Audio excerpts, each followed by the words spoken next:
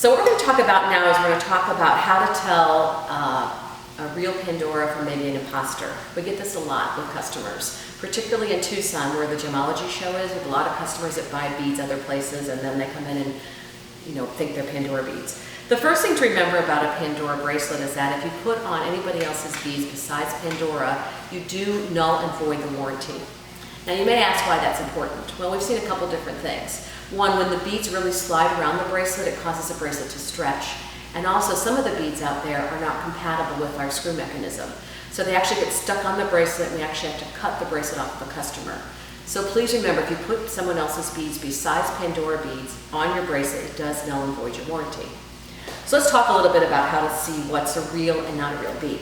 First of all, in front of me I have another bracelet. Now the basic thing to look at when you're looking at a Pandora bracelet versus a posing or imposter bracelet is the weight. You can kind of tell the difference just between the chains as far as the weight and the feel of the chain. And if you go to any Pandora store, they're going to be able to immediately tell you if your bracelet is real or not because we do this every single day. But weight is one issue. Secondly is to look inside the clasp. If you look inside a Pandora clasp, you're going to notice it's a little bit oxidized. Here's another one. You can tell an immediate difference between the clasps. And we see this. This is usually the most telltale sign. The next thing to look at is the logo. On a Pandora bracelet, you're going to see the Pandora logo with a little crown over the O. On other bracelets, you're going to see a logo that might not exactly look like the Pandora logo. That's another telltale sign. Now, years ago, about 3 or 4 years ago, they did change the bracelet. So some of the old Pandora bracelets do not have the crown over the O, but all new bracelets do for the last couple of years.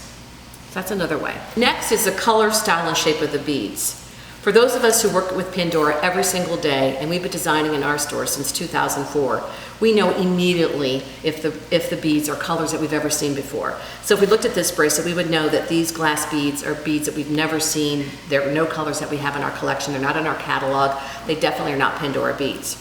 Also, if you look at actually the inside section of the Pandora bead, you notice on the Pandora bead, you have the word Pandora. On the other side, you have 925, which means 92.5% sterling, and initials ALE. And those are initials of the founder of Pandora. In competing bracelets, you're not going to be able to see that. The stamps and marks are going to be different. Also, if you look at the size of the bead,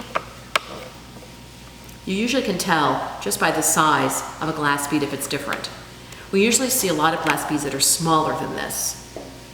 So those are kind of some ways to tell if your Pandora bracelet is real or not. Basically, it's weight, size and color, the stampings, and the logos. Again, if it looks too good to be true, it probably is.